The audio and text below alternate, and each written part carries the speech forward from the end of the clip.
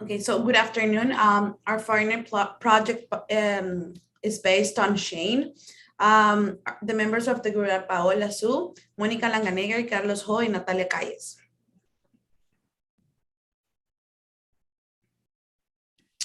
Okay, so as we all know, political and financial issues are part of any company and are two factors that govern any type of company.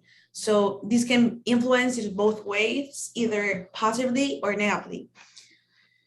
So in the case of fashion and clothing industry, the political factors related to these are workers' rights and also child labor laws. As we all know, Shein is one of the most famous fast fashion factories, but also replete with child labor and unlivable wages and working exploitation. The workers work 70 hours per week. Also, they do not meet with the minimum wage. The weight of the payroll depends on how much they produce, and they get from 2 to 6 cents per article of clothing. So this is a type of motivation to employees so they can produce more as fast as they can. So that's how they get advantage of it. Also, last few weeks, it has been discovered that employees are seeking for help, and because they're actually violating human and worker rights. They do not have any type of benefit. They are not paid overtime. They only have 1 day off per month. So these companies take advantage of it because they produce more with low cost. So according to an article, 1,000, they release 1,000 new items to its site each day.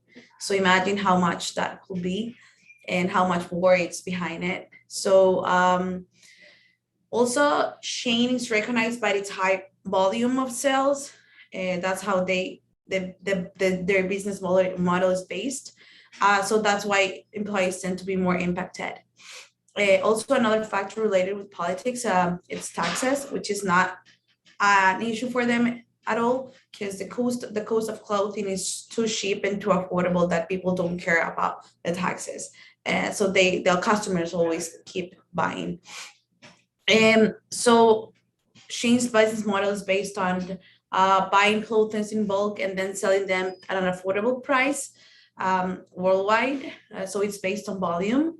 And they also finance themselves with three or four investors who have invested and raised money in Shein. For example, JLAFCO in Asia, IDG Capital, and also Greenwood's Asset Management.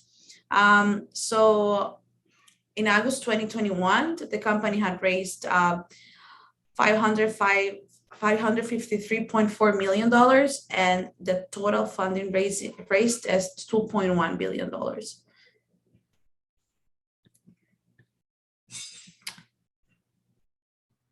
Okay, so now talking about economic aspects. So the Chinese online fast fashion retailer Shein has grown enormously in recent years with a targeted social media strategy, especially for young consumers who like to be fashionable, but at the same time have a limited or not that large disposable income. In addition, their sales have grown enormously. And especially due to the COVID-19 pandemic, as people were required to stay home, and so e-commerce increased. However, the company faces criticisms due to the sustainability concerns, and one of the issues is the pace of production from sale. Also, the fact that the low prices leads consumer into thinking that the clothes that they buy are disposable, so they end up in landfill. And also, recently, these fast fashion companies have faced investigations over their supply chains, mainly because of the lack of transparency in its production chain. Okay, so now for legal, Shein has been part of various scandals and has been accused several times of stealing designs from other businesses and designers. So, first, the retailer was accused of stealing art, and several artists have been victims and have got their work stolen by this company. An example is Vanessa Bowman, and that is why the hashtag Shame on Shein was created.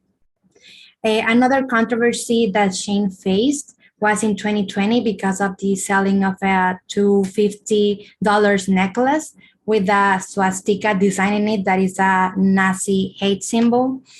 However, Shein decided to give a statement in the New York Post saying that the necklace was not intended to be a Nazi hate symbol, but eventually they decided to remove the product and apologized. Lastly, the fashion giant has not complied with labor laws, and there are employees who work 75 hours per week and are facing a high pressure in order to finish their clothes and products very quickly.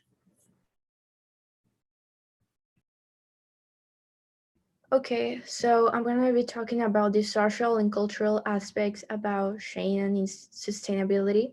So, on these aspects, Shein is not really good at because there has been different religious and incidents.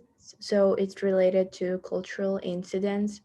For example, this was these abandons that were mentioned before by Monica, but also the Islamic prayers mat. So Shane intended to sell a home decor that was intended to be like a mat for decor, but instead it was a Islamic prayer mat. So this was really disrespectful for the Islamic community, and this shows how Shane is ignorant on the cultural aspects around the world. And also talking about the Sotiska pendants, there has been unethical practices of Shane, for example, replicating and stealing designs that Monica also says, because there has been even a hashtag created on TikTok app where small creators can accuse Shane about stealing their designs, but also they steal designs from other big fashion retailers like Zara and Gap.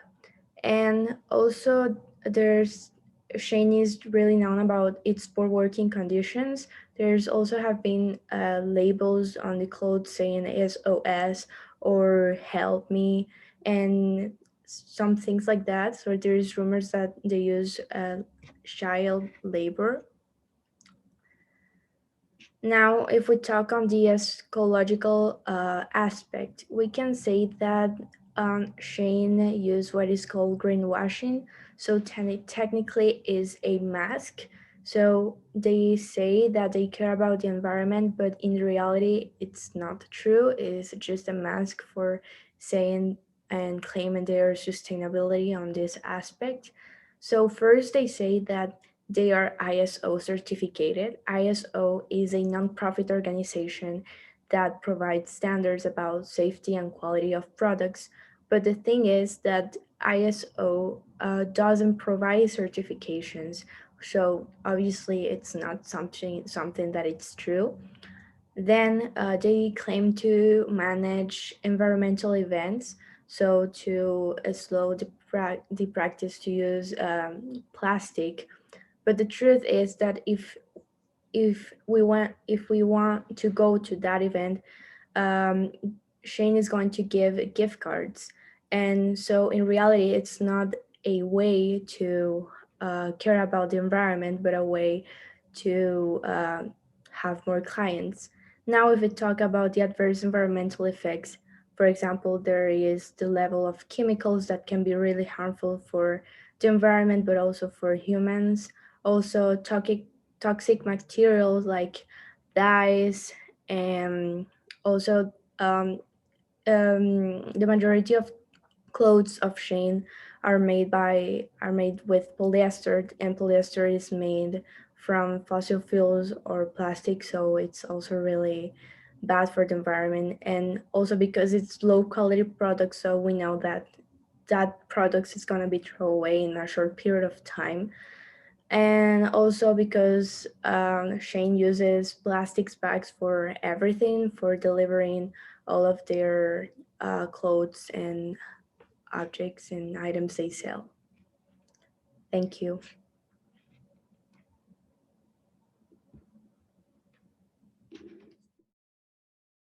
Hello, my name is Carlos. I'm going to talk about trade and globalization.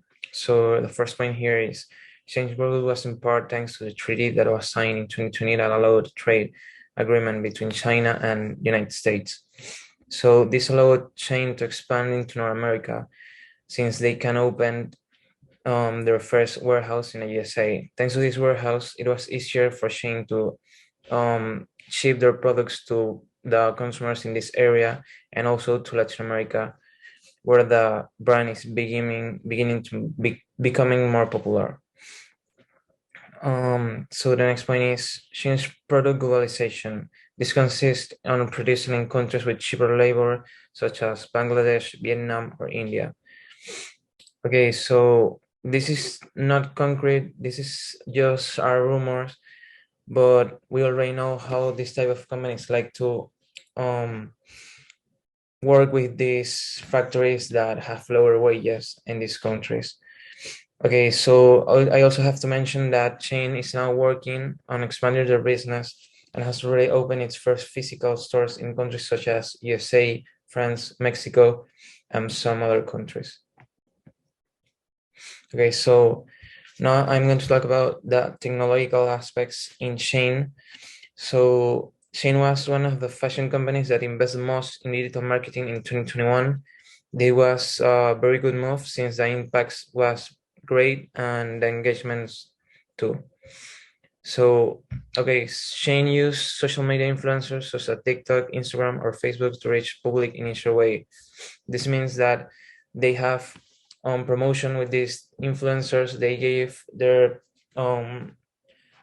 products so the influencers can share it to their audience, and sometimes they don't receive like a type of money in return. They receive only the clothes but they have another way so the influencers can gain some money. They gave the influencers some coupon codes or discount codes that more than the